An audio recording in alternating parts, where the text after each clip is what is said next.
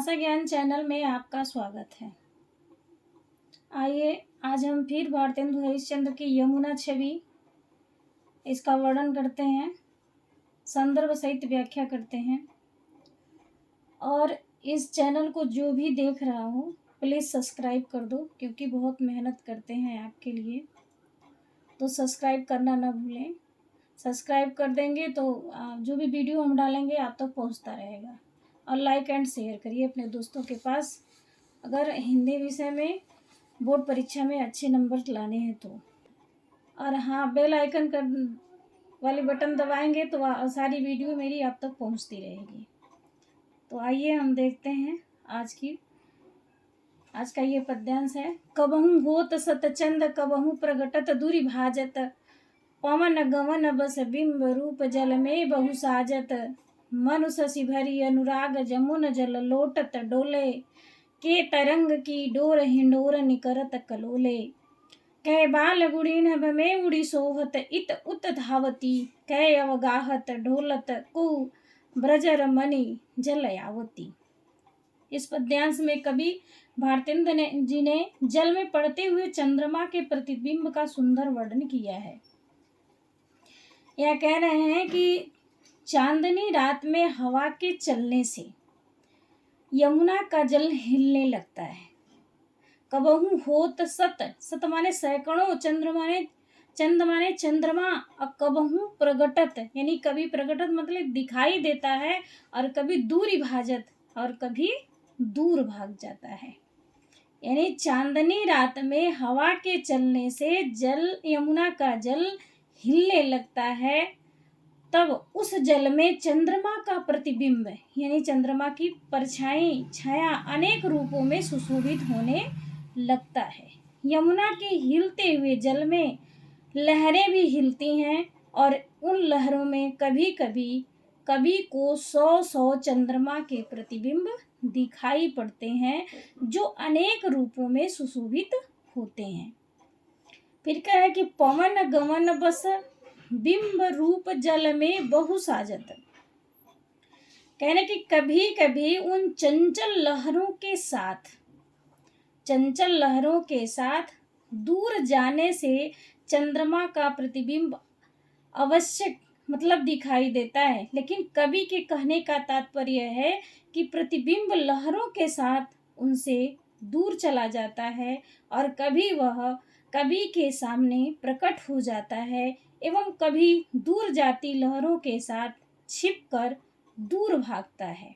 हवा के कारण लहरों में हिलते हुए चंद्रमा के प्रतिबिंब को देखकर ऐसा प्रतीत होता है कि मनु शशि भरी अनुराग जमुन जल लोटत डोले। ऐसा मालूम हो रहा है कि चंद्रमा यमुना की लहर रूपी डोरी को यानी कै तरंग की डोर हिंडोरन करत कलोले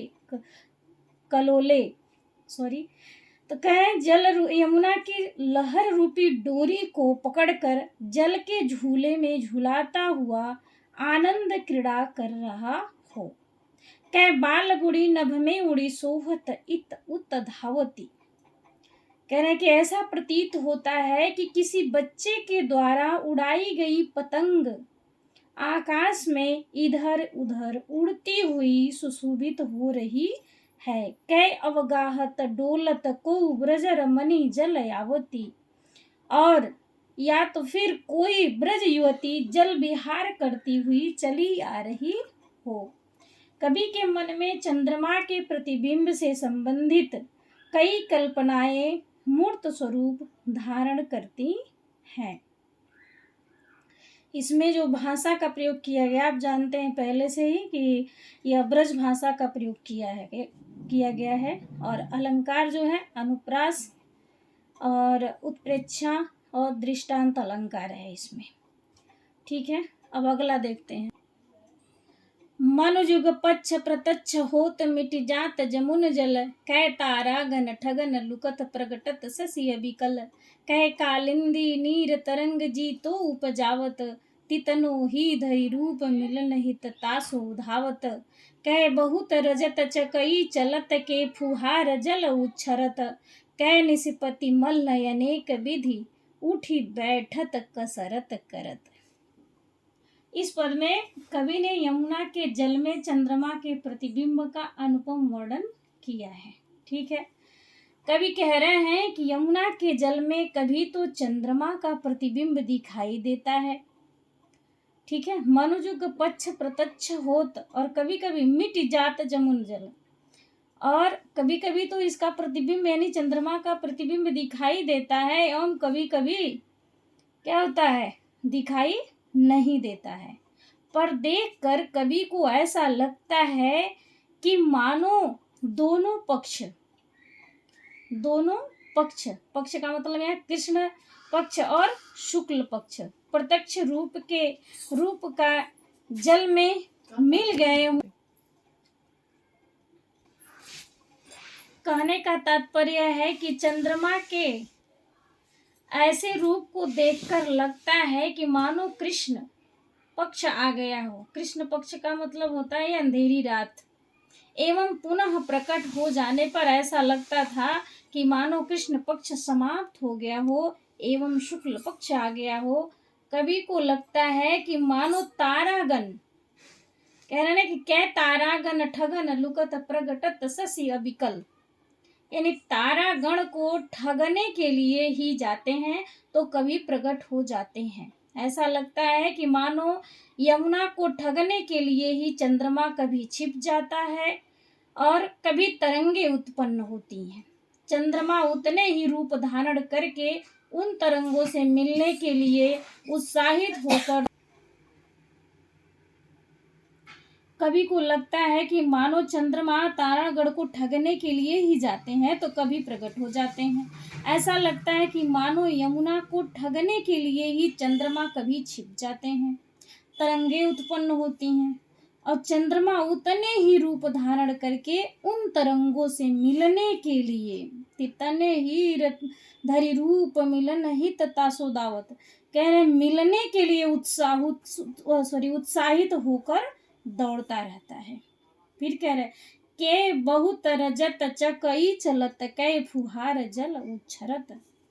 फिर कह रहे हैं कि कवि को ऐसा लगता है कि मानो जल प्रतिबिंब के रूप में जल के भीतर चांदी की कई चकई चल रही हों या जल की फुहारें उठ रही हों।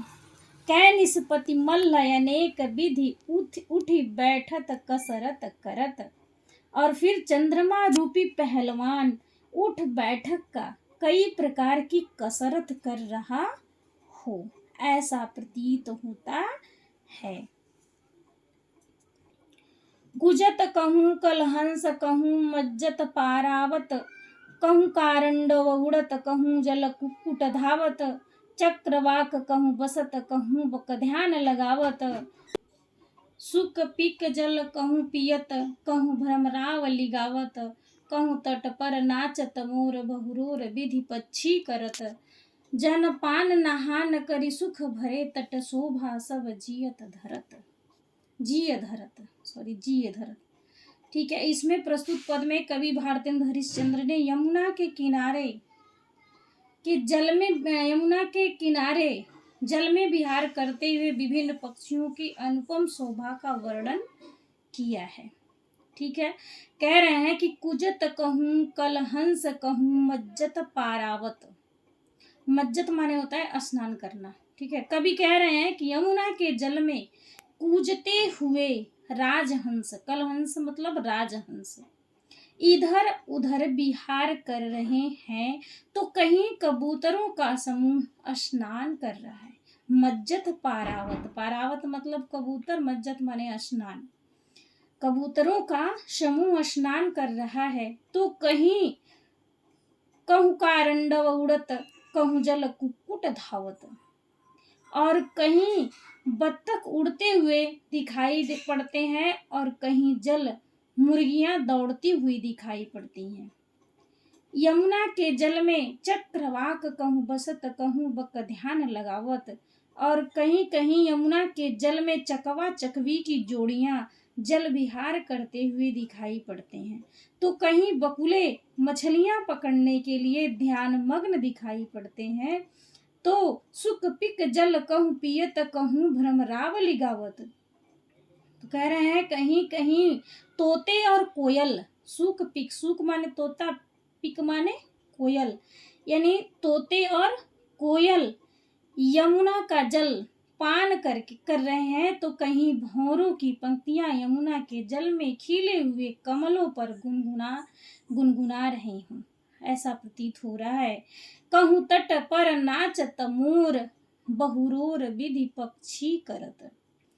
और कहीं कहीं यमुना के किनारे मोर नृत्य कर रहे हैं, तो कहीं विभिन्न प्रकार के पक्षी मिलकर कलरव करते हुए अत्यधिक शोर कर रहे हैं। जनपान नहान करी सुख भरे तट शोभा सब जी धरत। और कहीं कहीं यमुना के जल में इस प्रकार विभिन्न प्रकार के पक्षी यमुना के जल का पान एवं उसमें स्नान तथा विहार